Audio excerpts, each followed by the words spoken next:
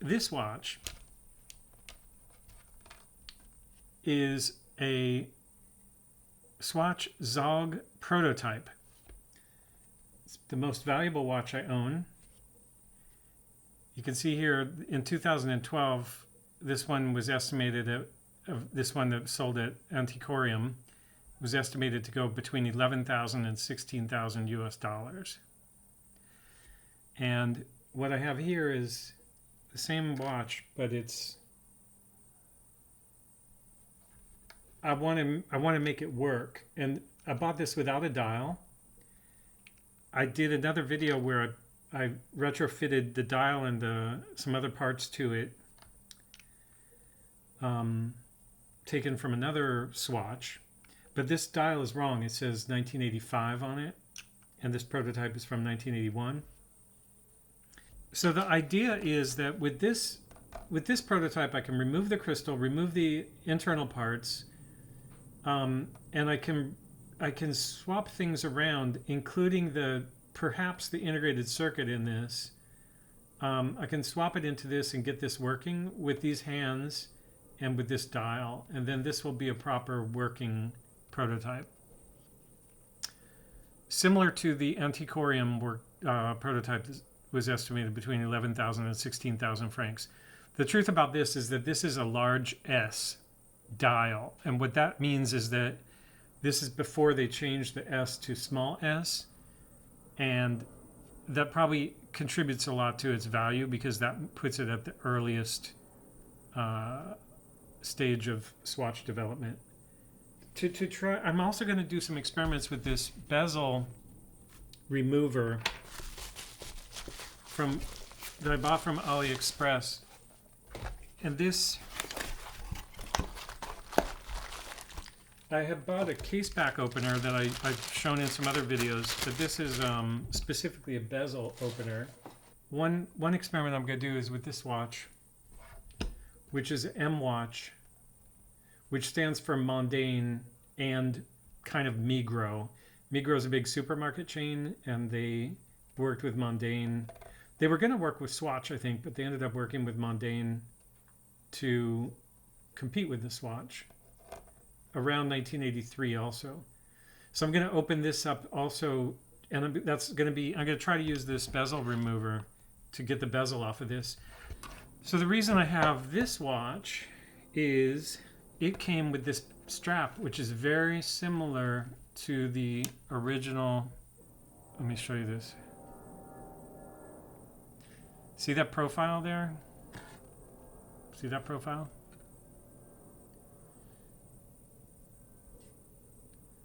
So because this doesn't have the extra lugs, and neither does this watch, this was a nice strap for that. And interestingly, M-Watch copied the Swatch buckle also, because this is from the M-Watch, this strap. But I bought it for its strap, so I would have kind of an appropriate strap for this prototype. Okay, so I'm going to remove the bezel from this.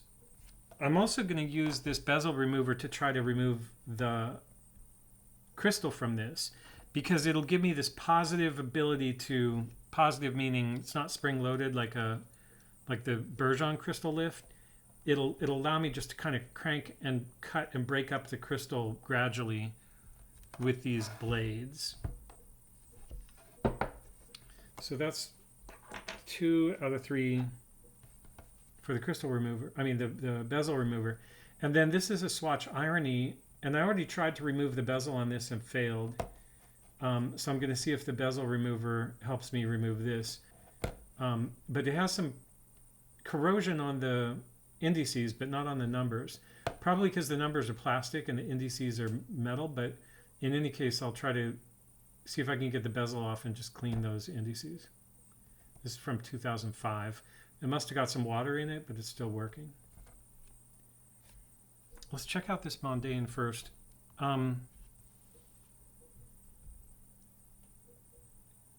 This is an M-Watch. And that came off easy.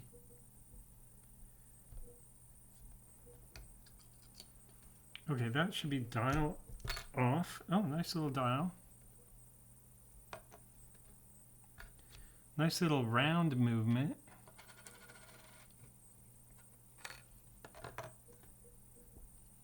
How do you release the stem? I guess I could try to remove the date wheel.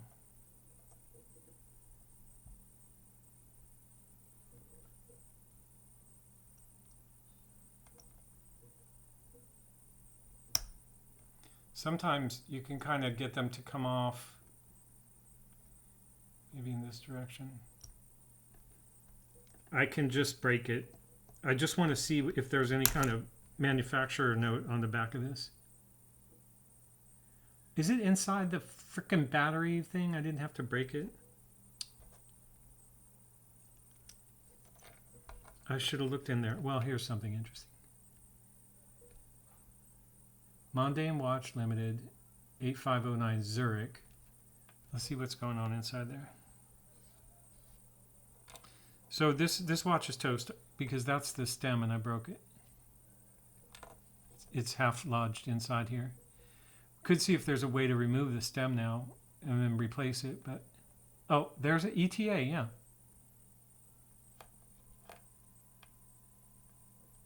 And there's some screws there. Got to go for that.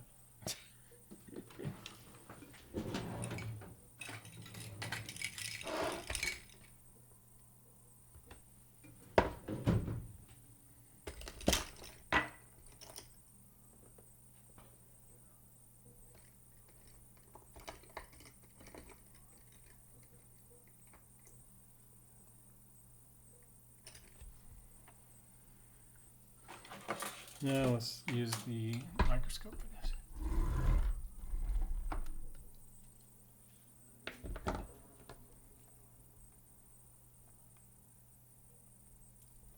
ETA 0 joules. ETA. See, I could have seen that through the. It's a ETA 803111, and then it says V8. That's interesting. V8, a lot of the swatches have V8 on them. V8 something F2.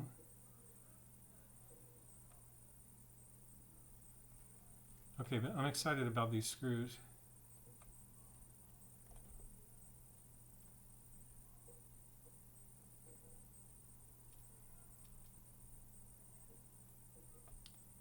This is the bottom of the stepper motor coil, I believe. It has one plastic weld here we're going to have to break off.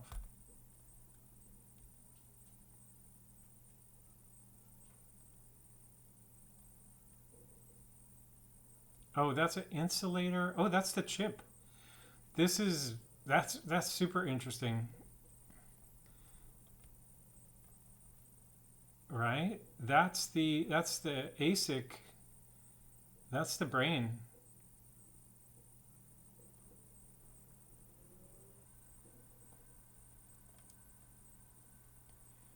It's got plastic, multiple bridge plates welded together in plastic, I think. Ooh, that's interesting. Oh my God. So this is like this is this ETA. There was this whole Tissot thing. I'll probably find out this is like some really special watch. No, I destroyed it. But there's this whole Tissot plastic movement. I forget what it was called. I'll put it in the title.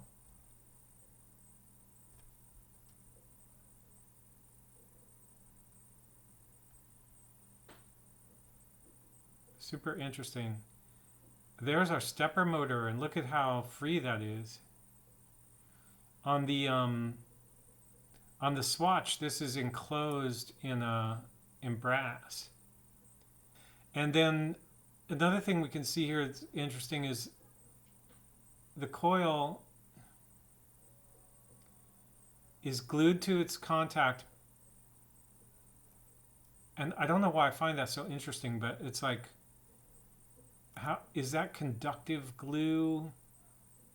or is it soldered and glued? Here's the other end of the coil. So this wire is coming back down here. So that's our electromagnet. But very different design from the Swatch. And I'm afraid this probably does predate the Swatch. Could count the parts. But it looks more like it's evolved from this Tissot concept. More complicated than the Swatch. Let me just try looking up that Tissot. Tissot 2270, early 1970s, which started the era of maintenance-free mechanical movements. Lanco used it. Tissot Astrolon plastic watch.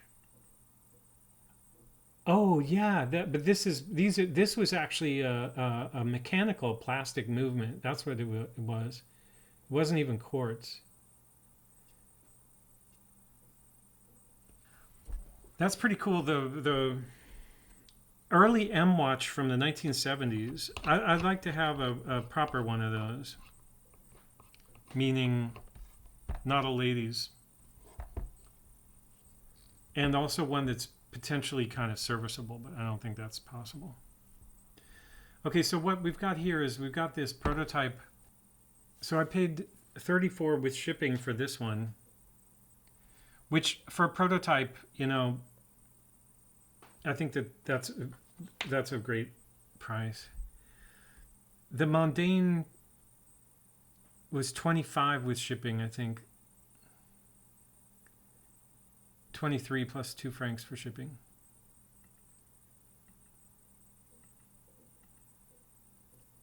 Again, I bought this for the strap and also for the history lesson of taking it apart.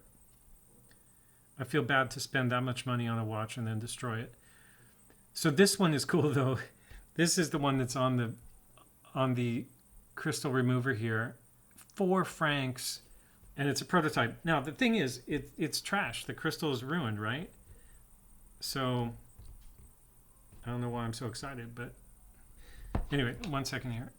I'm trying to see if I can crack this crystal out without damaging the dial.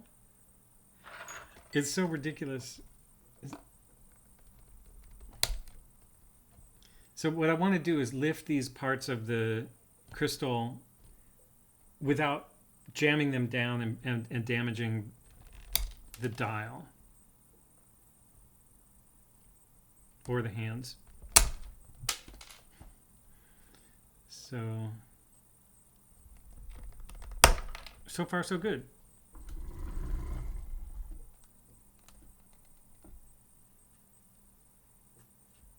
You know what I'm really curious about? This thing right here, because that was in there.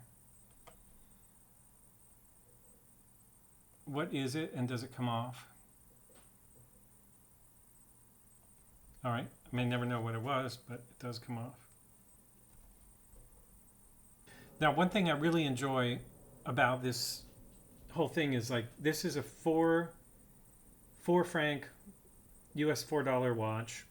It was broken, but I think it's so interesting to treat it like it's a Patek Philippe.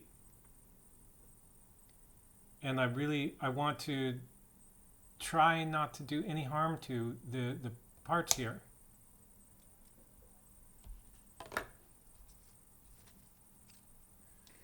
Because I'm trying to preserve them for my restoration project of the Zaugg prototype.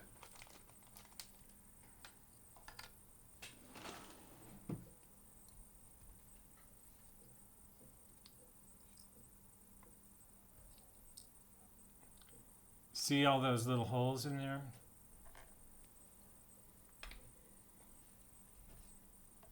Now I'm going to try to preserve the dial. So one thing I noticed on the dial is there's some broken crystal overlapping the dial right here. So the dial's not going to want to come out right there. it should still come out. It should lift on this side and kind of come out of there. And so the WRTOR should be able to just kind of gently stick on it. Let's see.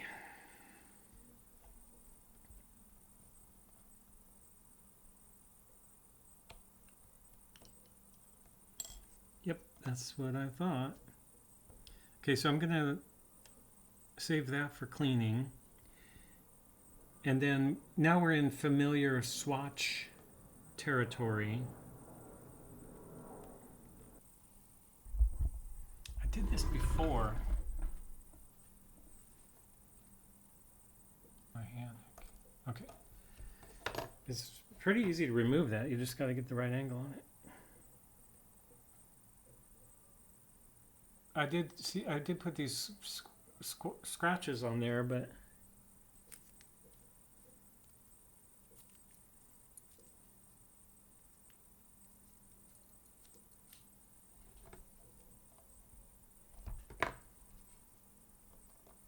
I do want to preserve this date ring, and the date ring is slightly more difficult to remove.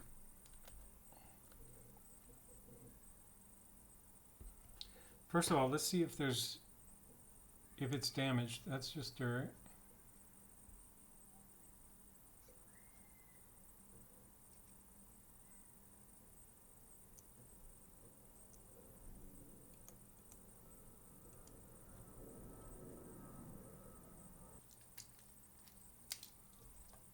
If I can get rid of this plastic thing.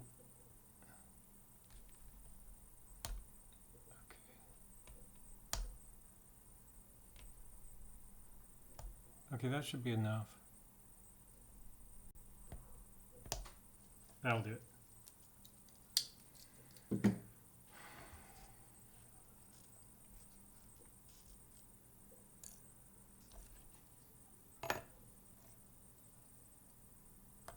I think I put this aside for now.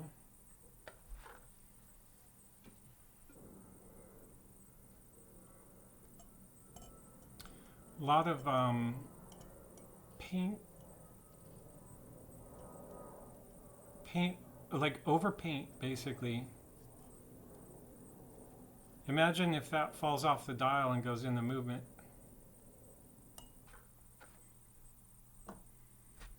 That is a whole project in itself. Let's do one more thing and then wrap this video up. This is the Irony that it has a bezel, and these bezels are very hard to remove.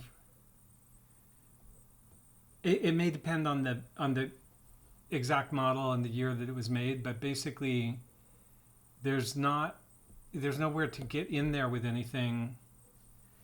So in theory, this tool is the way to do it, but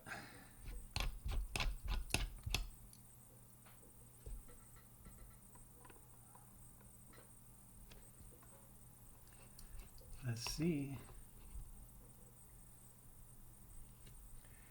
So the first thing is you want to make sure that you've got the blades in the right position in terms of the bezel. You don't want to be cutting into them, you want to be cutting under them. So I got it right up against there and just push down. I should move this. It doesn't, it jams it, but it doesn't seem to want to.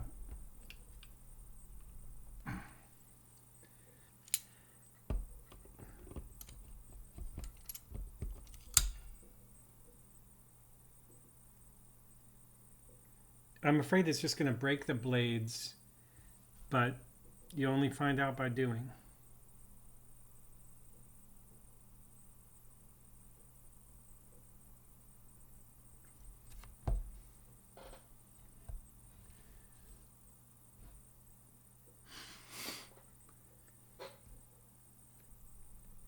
That's such a lot of rotation.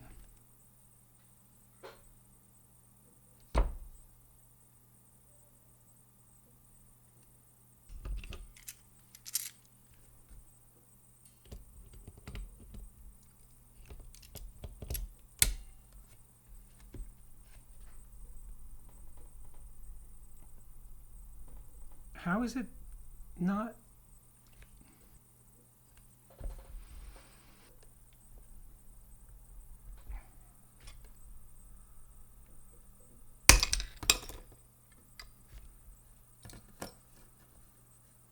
Okay, the dial got loose, but that doesn't matter. Now what I'm curious about, just because that was crazy, what did those blades do? They compressed. There's a gasket there, which makes sense. I want to look at this with the microscope because I want to understand why it was so hard, because I think it actually cut the bezel. It doesn't look like it properly went into the, you know, it should lift the bezel. It shouldn't be compressing. All three blades did go where they're supposed to go, but they may have also cut into it at the end, because it felt like there was too much tightening going on. So perhaps you don't need to go so tight. You just grip it, and then you have to actually pop it using the, just pop it off once you've got a good grip on that. Because I feel like these blades either got damaged or they cut into the back. I have to clean that, but I don't think it damaged that either. I think that can be pressed back on after it's cleaned. Oh, this dial, because it's an Irony dial, it has a different system of engaging, aligning with the movement, apparently. But what I was going to say is, like, this is probably, you could probably put a different Irony movement on this dial. So, like, if this dial can't be repaired because the corrosion on those indices, which I can check out pretty quickly.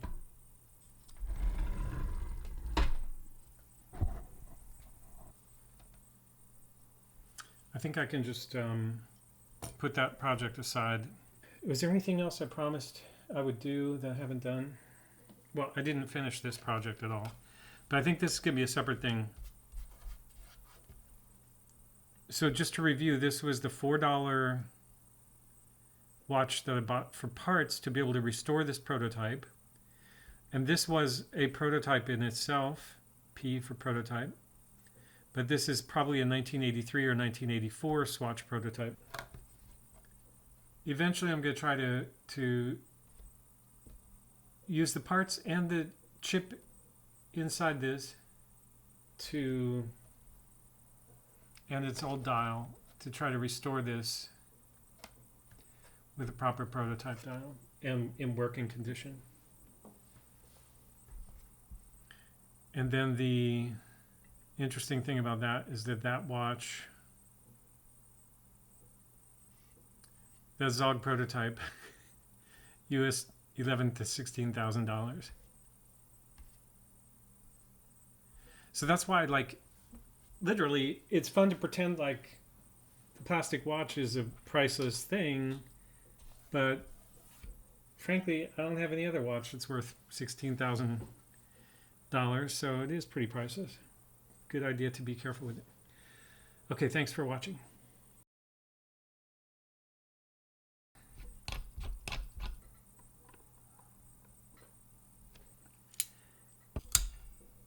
You only find out by doing.